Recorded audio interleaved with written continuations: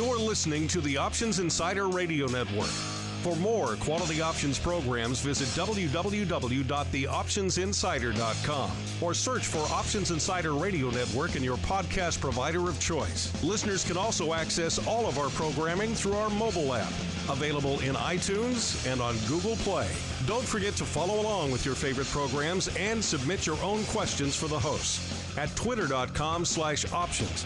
Facebook.com/TheOptionsInsider or via questions at TheOptionsInsider.com. It's time for Volatility Views, the premier program for volatility traders. Each week, we'll take a deep dive into the world of volatility with in-depth analysis, trading activity reviews, strategy breakdowns, cutting-edge education, and much more. We'll also bring you exclusive conversations with the traders, researchers, and asset managers who are reshaping the volatility landscape. If it involves volatility, then you'll find it on Volatility Views. Volatility Views is brought to you by Russell Investments, home of Russell Indexes, which calculates approximately 700,000 benchmarks daily, covering 98% of the investable market globally, including more than 80 countries and more than 10,000 securities. Approximately $4.1 trillion in assets are benchmarked to the Russell Indexes. For more information on Russell Indexes and RVX, please visit russell.com/indexes. And now it's time to take a deep dive into the world of volatility. It's time for Volatility Views.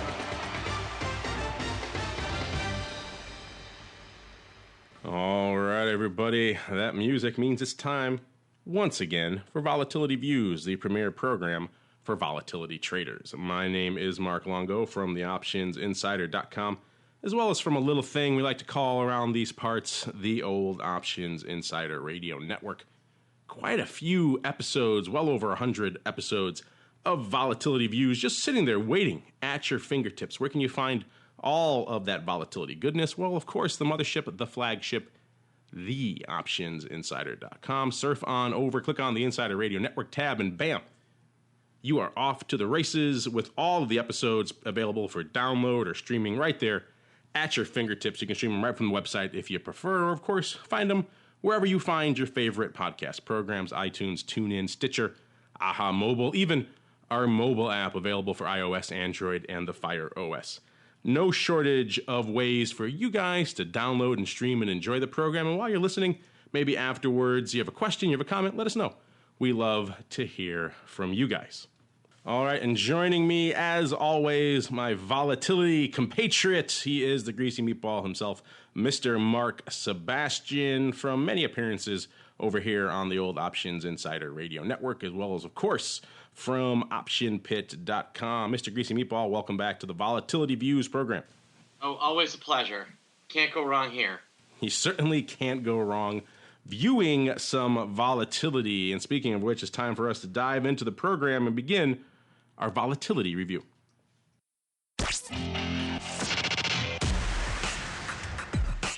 It's time to break down the latest developments in the volatility trading world. It's time for the Volatility Review.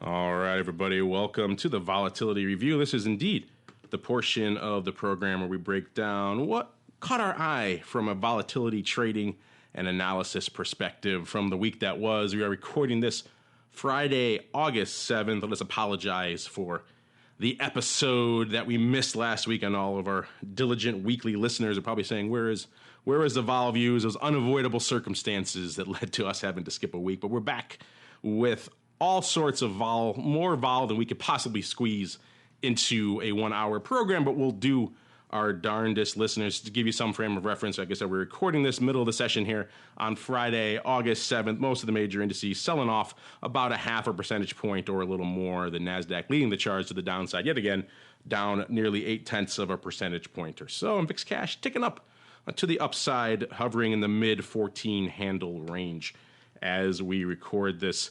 And it's been an interesting week, a lot to sink our teeth into. It's been an interesting couple of weeks, actually, Mark, because we were off last week. So let's start there. What caught your eye in the weeks that were from a volatility perspective? So, what was interesting last week was that, here we are. We're at our third trip to 2070 as I'm talking. And we've been at 2070 with the VIX at 1819.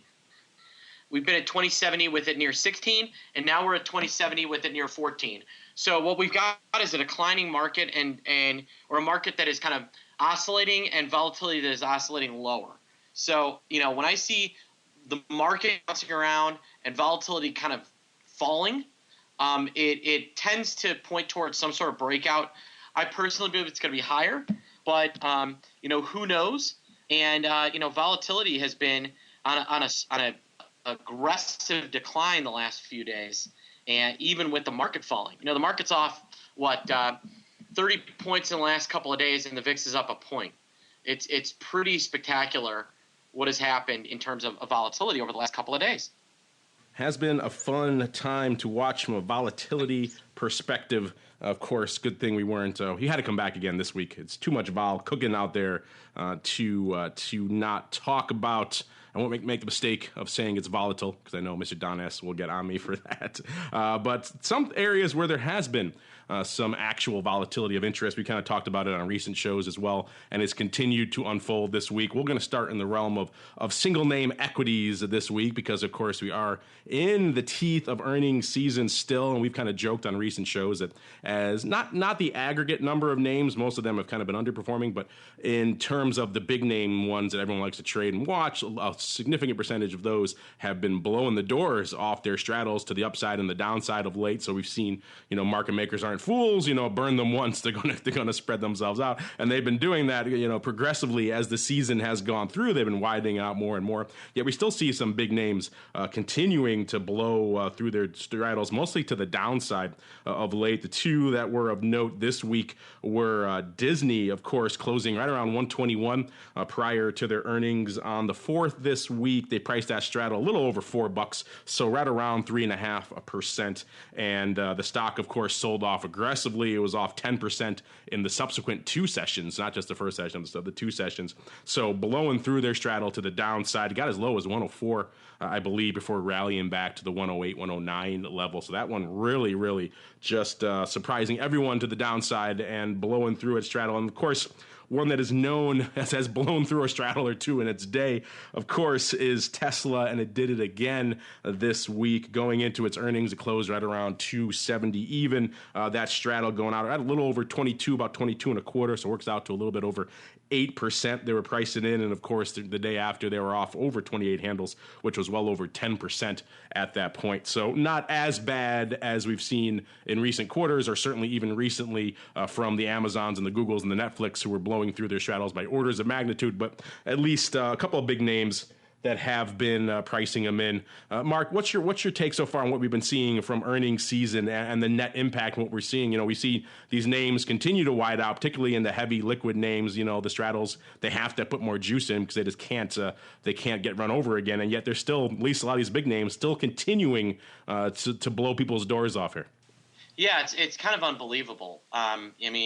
You look at, even like a name like Tesla, it was down way more than the straddle was predicting, and so we're seeing all these hot names get destroyed.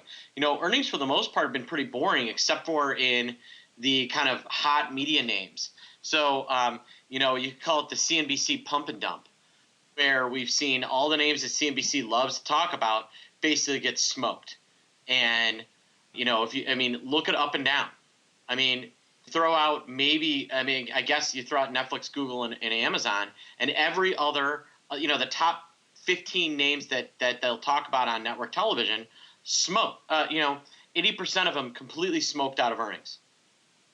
Yeah, there certainly are. There are two tails of earnings season. There's the net aggregate tail, in which you're right, it hasn't been the most scintillating of seasons, but in that subset of a subset, the part that people actually trade and watch and certainly gets a lot of media attention, they've been rocking and rolling of late. So if you limit your volatility analysis to those, certainly has been a robust quarter so far, and there's still more names to come. So interesting stuff. And selfishly for us here on the program, we love to see a little bit of vol sparking off out there in the single names to get those juices flowing. Going back to the aggregate, to the old S&P implied vol, aka the VIX, and like we mentioned today, it is a bit of a rally again, hovering in the mid 14.5 range or so from a VIX Cash perspective.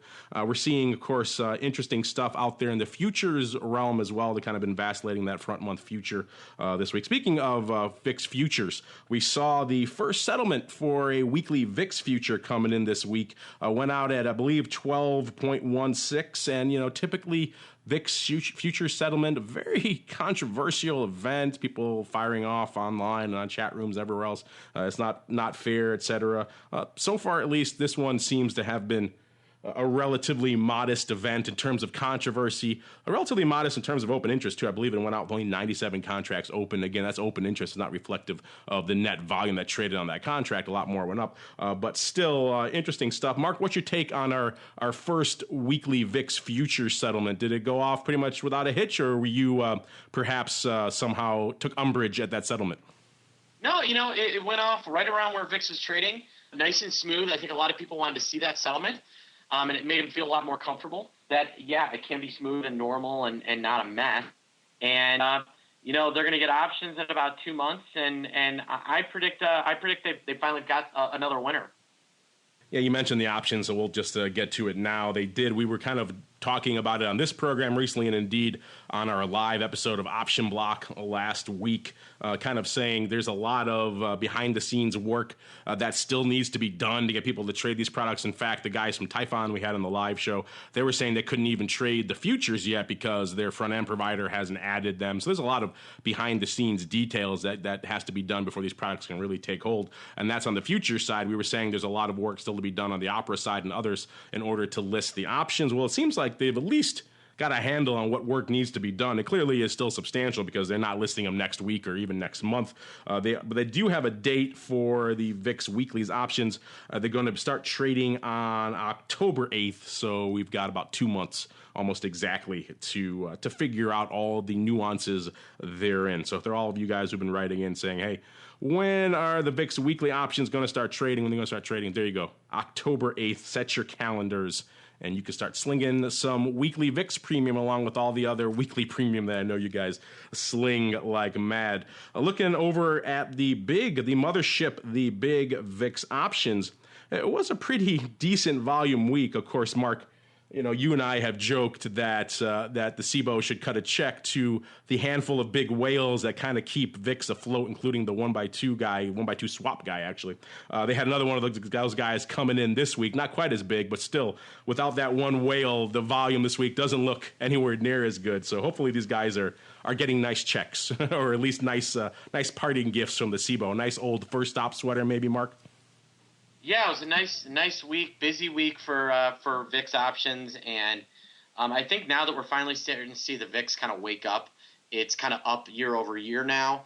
I think that you'll see. I think we're going to see a continuous increase in volume over the next few weeks. Yeah, some of these whales keep coming back in. We saw, of course, 770,000 contracts on Monday, so a very robust day. Of course, you pull out this one sizable trade, the VIX trade of the week, I think we'll call it. That number is substantially less. We saw someone coming in on Monday doing a pretty sizable bullish risk reversal, coming in, buying the AUG 16-18 call spread, selling the AUG 12.5 puts, doing that 100,000 times. So, of course, net for 300,000 contracts. So nearly half of that ADV going up in this one trade. Doing it all for a net of 3 cents they paid to buy the AUG 16s. So that's the one trade. It kind of bucks the rest of the trend that we saw unfolding this week from a VIX options perspective. You guys remember on recent shows, we've talked about, certainly throughout July and even June, the narrative out there in VIX land was kind of just gobble up every upside call you can get. People were buying well into the 20 handles, 23s, even 26s and beyond. It was just a call buying frenzy. That seems to have lessened our bullish risk reversal friend aside, seems to have lessened a bit. August, not as call heavy. Net, where the open interest is down about 2.9 to 1 calls over puts. That's well off the into the 4 range we saw not that long ago out there in VIX options land. So the calls lightening up. In fact, we're starting to see call sellers and even put buyers out there in VIX options. When's the last time you heard us say that? It's been quite a while. We size put buyer coming in this week, the AUG 12 puts going up about 60,000 times for about a nickel. That was over a couple of different days, so that was the aggregate paper, but still it's a pretty sizable put buyer. We don't see a lot of those lighting it up out there in VIX options, so that in and of itself is worthy of note. We also saw a fairly aggressive call seller out there, AUG 15 calls, paper selling about 50,000 of them for about 52 cents. So fairly aggressive call selling. We're also seeing a little bit of different paper today, just some size vertical going up, the AUG 2023. Pretty light day today, though, so only about 10,000 contracts going up in that paper buying. So that also kind of bucking the trend. But nets in aggregate, definitely the upside frenzy, call it what you will, that happened out there certainly through July, not really materializing in August. Maybe the fears are lessening. People aren't as worried about a pop.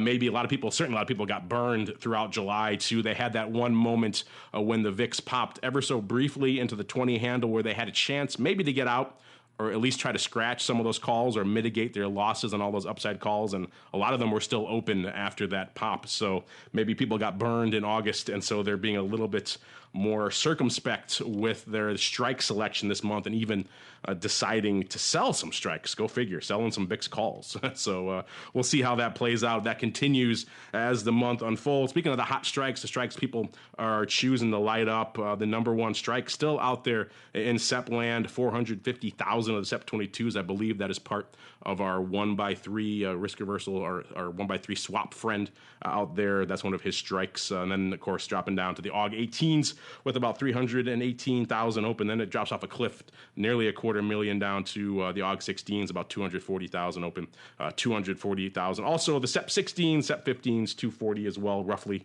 And then we get down to the AUG 20s and 23s and 25s with 230, 225, and 204,000 open respectively. You have to go down to the number 9 list to get any sort of action from a put perspective.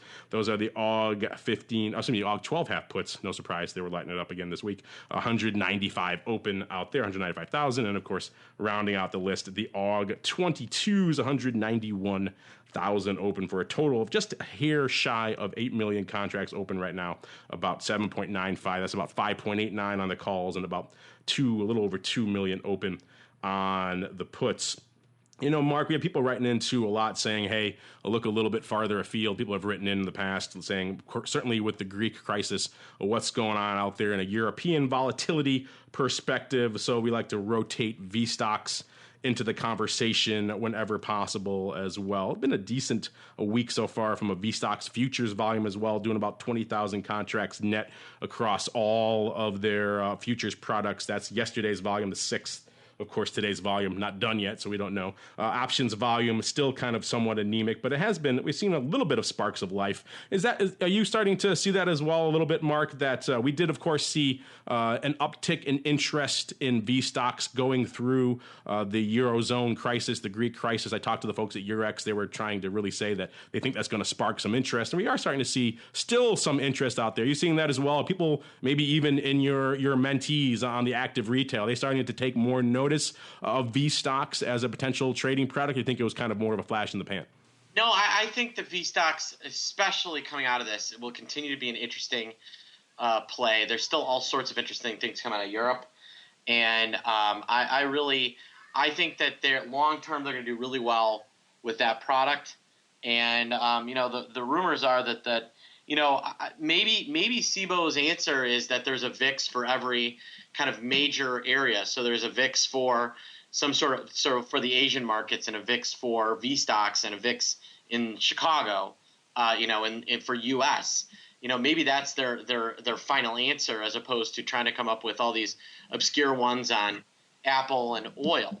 But I do believe it's going to be success. I think it's kind of silly they did the mini size. I think that product would be doing better. I think it'd be doing as much volume or more if it was the big contract instead of the mini. And I would say that was their one lone miscalculation in this whole thing. Yeah, it is. I mentioned that 20,000 contract number, but indeed, a contract is not a contract. There are different contract specs out there when it comes to V stocks, and it is a bit of a head scratcher. Of course, going after an institutional audience, institutional clientele with that product. Why would you structure it to be a little bit smaller? Institutional crowd likes to bite off a lot of Vega when they trade. And if you make them do a lot of churn and a lot of contracts, I can see maybe why from an exchange perspective that churn is attractive, but from a customer perspective, it certainly is not. And so hence they tend to not trade it, which is not good for anybody, at least certainly if you're the ones listing those contracts. So yeah, but hopefully that will translate into some more interest out there. And that's certainly what I've seen anecdotally talking to people who are vol traders and product and spreaders looking for spreading opportunity. It certainly seems like the Greek crisis, the tasty euro crisis.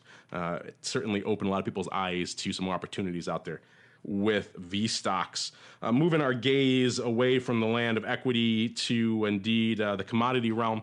Didn't have a show last week at the end of July, and it turns out July, not exactly a robust month for the commodities. They were set for essentially their biggest monthly loss since 2011 across the board. A lot of these broad commodity indexes like the Bloomberg Commodity Index was down nearly 10% in July. That was the most since September of 2011, and it actually had recently dropped to a 13-year low. So that index is taking it on the chin. Of course, that aggregates a bunch of different raw materials, a lot of that being hurt, of course, by slowing global demand and slowing economy out in China and a lot of other things that typically are drivers of the commodity market. We also saw products like WTI and Brent also taking it on the chin throughout July, and copper also, that was the worst month they had since January. So July, perhaps if you're a commodity devotee, perhaps not the best month. Gold also taking on the chin. We'll get to gold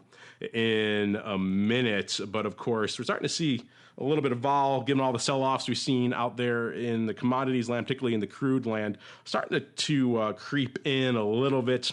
Our favorite standards there, of course, OVX and OIV, of course, USO, and the big futures options, both almost identical, hovering right around 41.5.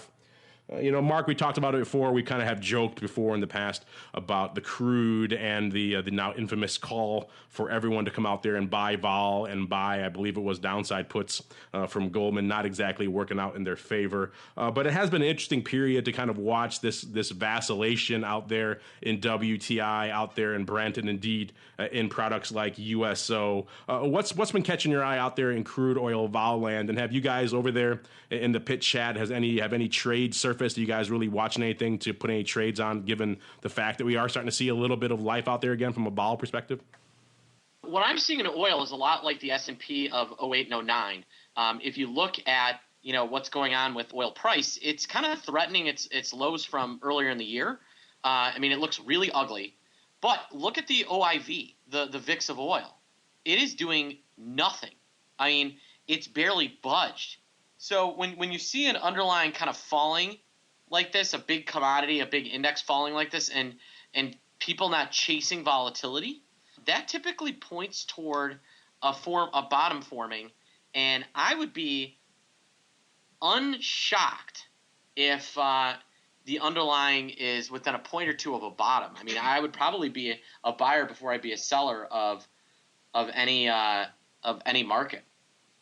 Yeah, we're starting to see that materialize a bit out there, of course, in the term structure, the volatility structure for products like WTI, of course, the near term kind of the funkier end of the curve there, very steep from an implied vol perspective, a lot of put action out there because there's concern about near-term downside, but as often happens when you get a little bit farther out, cooler, calmer heads prevail, a little bit more balance, still some premium to the puts, but we're starting to see, of course, like you were saying, Mark, people taking advantage of increasing vol, but still not exploding vol out there in these products to perhaps put on some longer term upside specs, seeing some of that curve in products like WTI starting to get a little bit of a bid from an upside vol perspective. We'll see if that indeed does work out, or if we're going to kind of just vacillate in this range for the near term. But speaking of vol, speaking of breaking out, at least to the downside, gold has been the big mover since the last time we really recorded a program. Of course, gold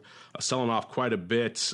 Big movements out there towards the end of July with gold and aggressive sell-offs. By the way, if you guys out there are gold bugs or you trade a lot of gold or GLD or the big futures options, we had a great episode we just did. Should be hitting the network today, if not sooner, of our long and short of futures options program. We do that with our folks over there at the CME, and they actually had one of their senior researchers there, an economist, had a really very well-timed report on gold called, ironically enough, Gold Storm on the Horizon. It came out in July, early or mid-July, actually right before, a day or two before the big sell-off in gold. And essentially, you guys should check that out if you haven't already, and check out that radio show if you want to hear him talk about it. Essentially, the driving factor of that report, what drove him to write that report, was that he looked back over the implied vol out there in the big gold futures options and realized that it was pretty much hovering near record lows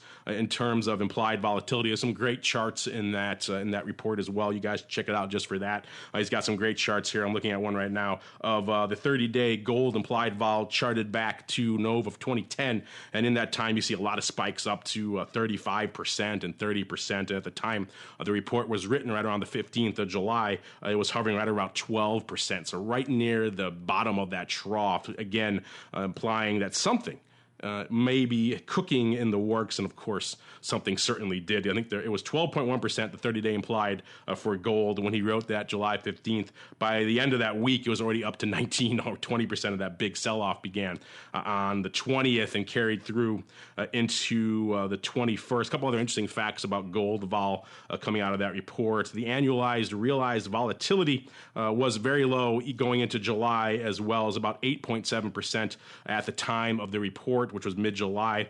Since 1975, gold annualized vol has reached about 17%, so about double the level it was exhibiting in July. And again, when you look at just across the board since November 2010, that's the data they have in that data set. So about 5 years worth of data, realized and implied, both average about 16% out there in gold land. So no matter how you looked at it, near term realized, longer term annualized, however you broke it down, that implied vol level, about 12%, was extremely cheap. And of course, we saw that spike quite a bit. It has mitigated somewhat of late, hovering around in products like the big futures options as well as GLD, about a 14.5 to a 15 in terms of the near term implied.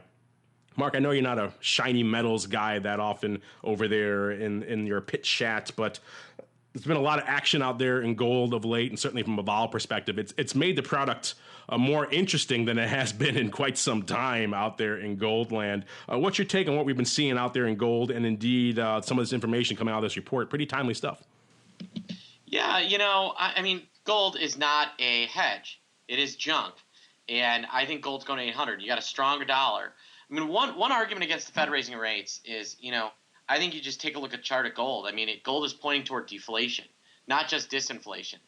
And yeah, we've got a labor market that's growing, but we still have this major problem of deflation / disinflation, and gold is kind of textbook for what's going on. I mean, gold's going to continue to have an ugly trip down, and if you had $1 million in gold 2 years ago, it's now worth close to $700,000. So it just goes to show you that just because you own something physical doesn't mean it can't reduce in value. And the gold bugs are undergoing their own housing crisis in many ways. And I never understood why someone would want it, and my point's being proven. But you can't pay with Apple stock in a zombie apocalypse there, Mr. Sebastian. You can't pay with gold in a zombie apocalypse. If it's a zombie apocalypse, you know what you need, Mark? And I know I've said this 100 times. What do you need, Mark? A nice samurai sword would help.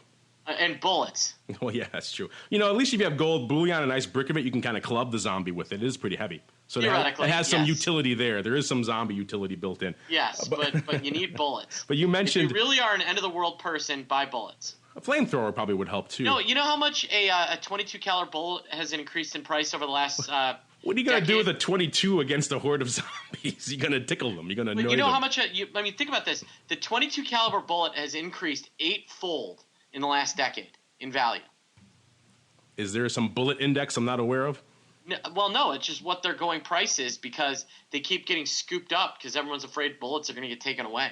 It's kind of hilarious. There you go. Instead of stockpiling gold, stockpile bullets. A little bit more of a shelf life on those, but they'll last a good, at least 10 to 20 years. So get you through the near term apocalypse. Interesting you mentioned the 800 handle in gold there, Mark, because that's kind of the level we were talking about it on that show. Not to tip our hand too much, but check it out. It's a lot of good data in there. But that seems to be about where he's feeling as well, as it might shake out to the downside.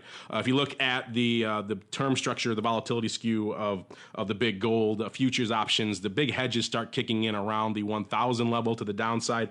Of course, that's a big psychological level, but also that coincides pretty nicely with about the total break-even cost of digging up gold. It's right around 980, around 990, depending on where you look at it. It's actually come off a little bit in recent years, which is interesting. And then, of course, when you get down to about that 800 level is where the pain really seems to kick in for a lot of these firms and where they eat through some of their sunk costs in terms of investment and things like that. So it seems like there's a decent floor built in somewhere around that 700 to 800 level, and the options flow and the volatility skew certainly seems to support something similar. Of course, it doesn't mean there aren't people out there making ridiculous predictions.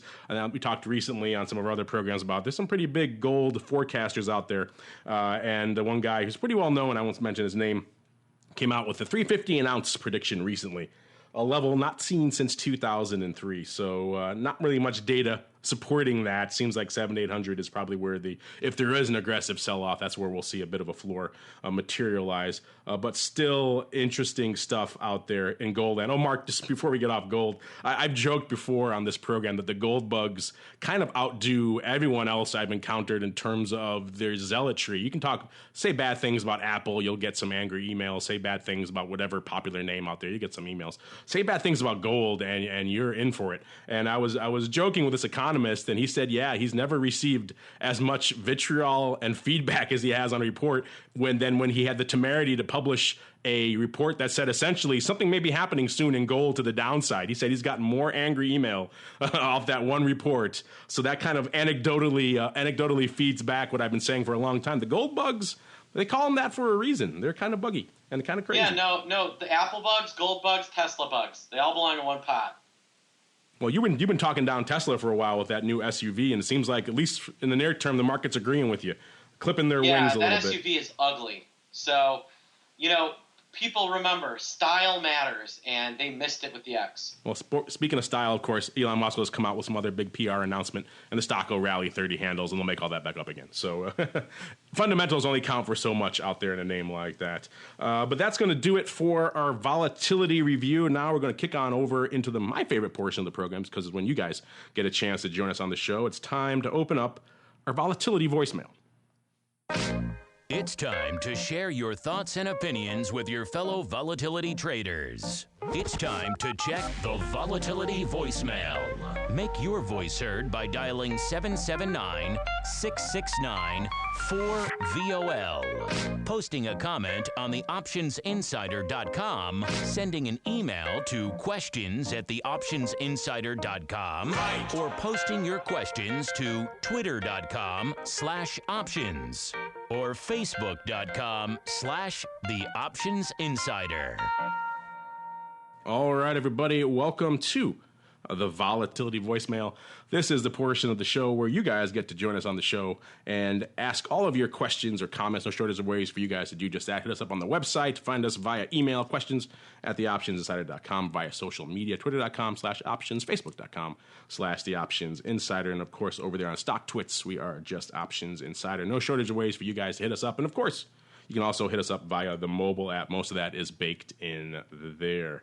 All right, going to kick things off with a question from Antimony. I'm not sure how he pronounces that, but he say, I have a question for the Vol Squad. Well, you sent it to the right place, Mr. Antimony. He writes, have you had a chance to look over the list of the latest index products launched by the CBOE? Any contenders?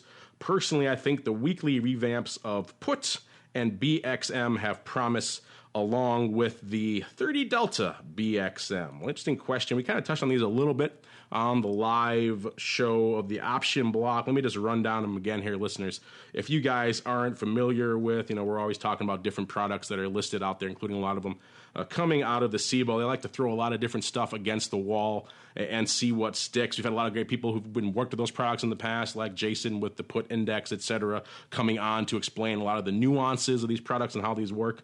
Well, they're not stopping there. They've just announced, like our friend said, 10 more. Let me just run them down for you quickly, then we'll break them down a little bit. There's the CBOE multi-week buy right index. This is essentially incorporating weeklies into the BXM. You guys know the BXM is kind of just a front month at the money call writing, covered call, and now it's, of course, a weekly at the money covered call writing strategy. They've also added weeklies to the put. They have the 1 week put right index. Again, a lot of people writing weekly premium.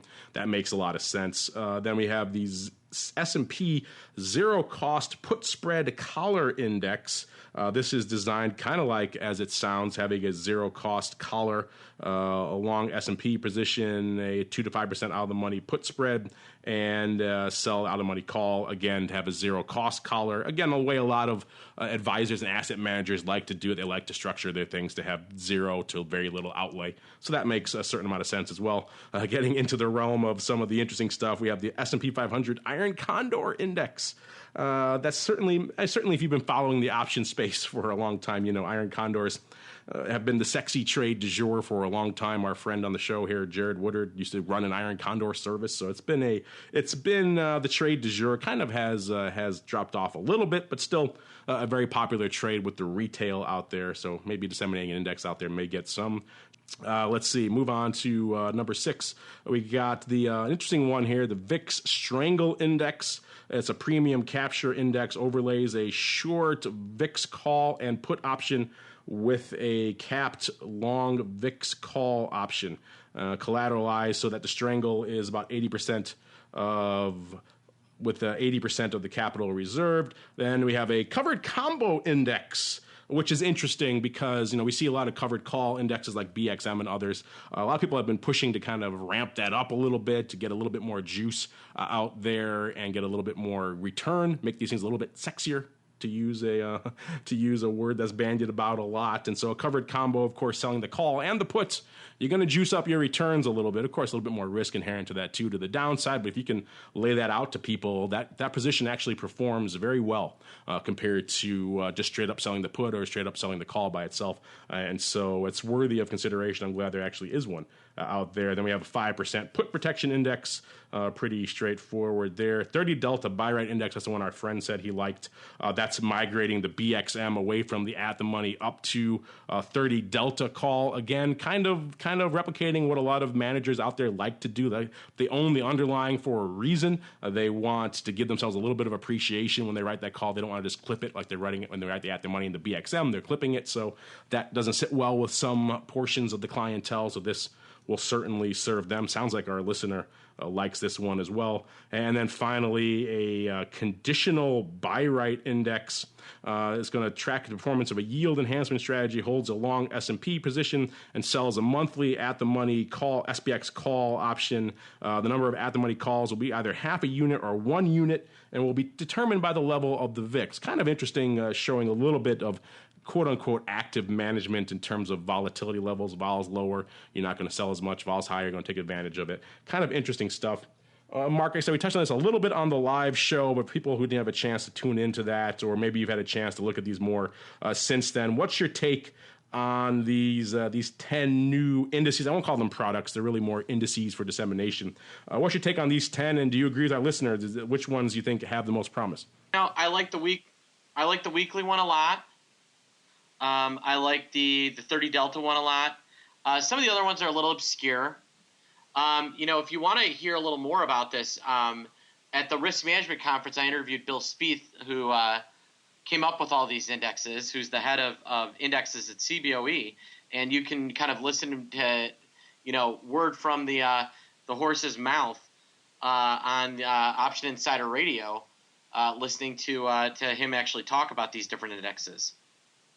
That's actually a good idea. We'll link to that in the show notes, listeners. So if you missed Mark's chance to play interviewer over there at the RMC conference this year, he actually sat down with the guy who's responsible for a lot of these and talking about them. So we'll put a link to that in the show notes so you guys can find it if you want to surf on over to theoptionsinsider.com. Click on the Insider Radio Network tab. Click on Vol Views, and you'll, of course, find it right there for you. But there are some interesting ones. I think the ones I highlighted are the ones that kind of attract my eye. I want to kind of see how that conditional buy right plays out.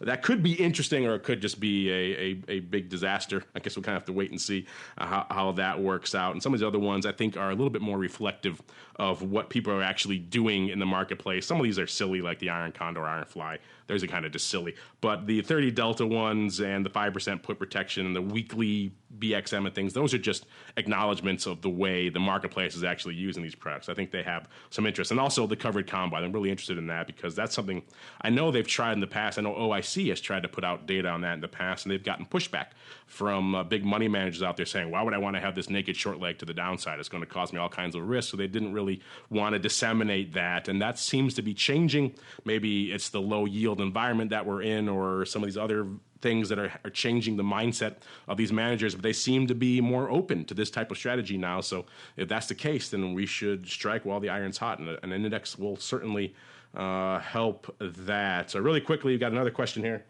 From Tommy Hendricks. We kind of touched on this on the top of the show, but it's been a few weeks now, Mark. We talked about the settlement at the top of the show and kind of being not that controversial. And he writes, hey, what's your take on weekly VIX futures so far? Hit or miss? You know, we touched on them when they first launched.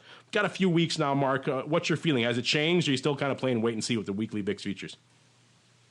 I mean, I think that those are going to be a hit. I mean, I think now that we've seen a settlement, I think if we see one more settlement, I think and I think you'll see these start to really pick up. And eventually, you know, all we really need is interactive brokers to pick it up, and you'll see a lot more trading in those. Yeah, like we said, the devil is in the details for these products. A lot of big players haven't really gotten their feet wet yet. So once they start doing that, maybe we'll see some real volume in these products, and we'll have a better sense of how successful it is. And certainly on October 8th, when the options list, that will really bring a lot of broader appeal to the product. A lot of the retail will be able to trade them who just don't trade futures for a variety of reasons. And that will, of course, feed volume back into the futures, and it'll be an interesting cycle, to say the least. So I'm kind of waiting for that October 8th date.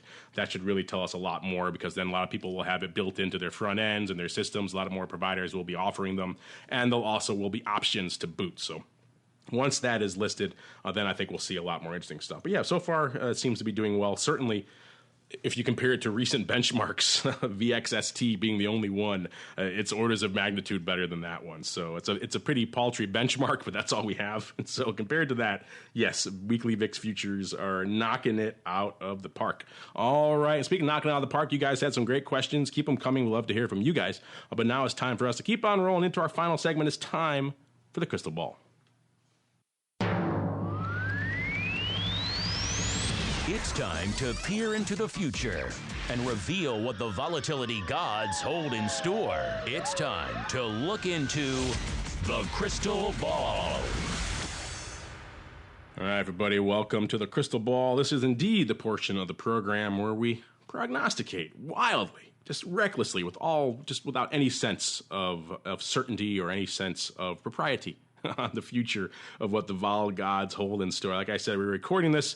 Vol coming in a little bit, actually. The market starting to rally a little bit off its lows intraday here. Still down on the day aggressively, but not as bad as it was. And, of course, heading into the weekend and the sell-off starting to temper itself. We're starting to see a little bit of that vol come off, heading back down towards around the 14 handle. In the VIX Cash range market has been kind of an interesting week, for a couple of weeks, actually, from a vol perspective. We've seen, flirting with some lows, getting down into the 12 handle range out there in the VIX Cash. People starting to wring their hands, saying, "Uh-oh, here we go, going to test the single digits." Then we get some sparks of life, kind of fluttering us up back up to the 14 to handle mid-teen range or so. So it's a lot. Opening question as to where you think we'll be falling this time next week. What's your gut telling you for this time next week out there in VIX Cash land? I think VIX will be lower and the market will be higher. So back in the 12 handle. So yeah, I mean it's already acting like it wants to go there. I mean here we are, basically where we were last Tuesday or last Monday. So we're where we were a week ago Monday, and the VIX is a full 1.5 lower. I mean, it's just volatility malaise leads to low volume rallies, and I think that's what we're going to see here soon, as soon as we kind of figure out what's going on with the Federal Reserve, who's doing no favor to anybody by being as silly as they're acting. Yeah, it is kind of a weird song and dance they're playing over there. Will they, won't they? Everyone kind of knows already that they won't. It seems to have, the market is pretty much baked that in, yet they're trying to kind of say, hey, pay attention to us. It's an odd thing. They're like a 9-year-old that's trying to get their parents' attention, Mom, pay attention to me. There certainly is some of that. Yes.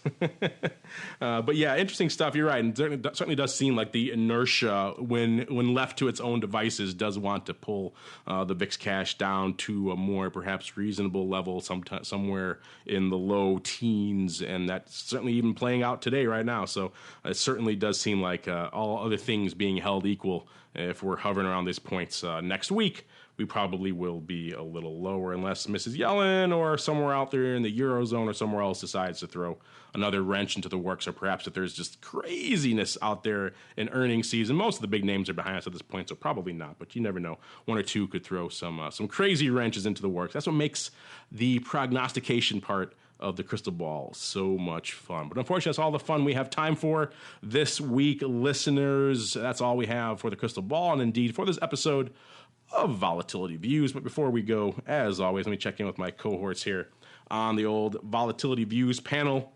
Just one cohort today, so he gets pride of place. Mr. Greasy Meatball, what's cooking in the land o' the pit? We're doing a webinar on condors and butterflies, not the CBOE index ones, but real ones. And it's this Wednesday at 3:30. Sign up by going to optionpit.com/condor trading. So you're doing a webinar for real traders and cowards. Is that what you're saying? Yes. Is that the title? That should be. I think a lot of people would sign up for that. Indeed. All right. Check it out if you want to learn more about iron butterflies and that other strategy that he referred to that shall go nameless. And on behalf of the Greasy Meatball and indeed myself, I want to thank all of you out there in the listening audience for downloading and streaming and subscribing to the show, and of course for sending in such great questions. Keep them coming. And we'll see you next time right here on Volatility Views. Thank you for listening to Volatility Views, the premier program for volatility traders. For episode archives and detailed show notes, please visit theoptionsinsider.com/volatilityviews. Be sure to make your own voice heard by leaving a volatility voicemail at 773-669-4VOL. or by posting a comment on theoptionsinsider.com, sending an email to questions@theoptionsinsider.com, or posting your questions to twitter.com/options or facebook.com/theoptionsinsider. Volatility Views is brought to you by Russell Investments, a global asset manager and one of only a few firms that offer actively managed multi-asset portfolios and services that include advice, investments, and implementation. For more information on Russell indexes and RVX, please visit russell.com/indexes.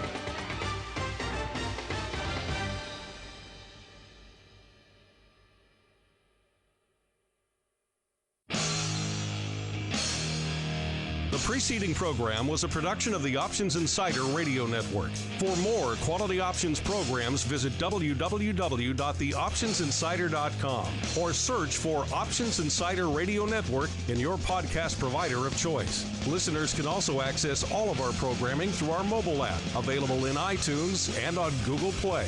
Don't forget to follow along with your favorite programs and submit your own questions for the hosts at twitter.com/options, facebook.com/theoptionsinsider, or via questions@theoptionsinsider.com.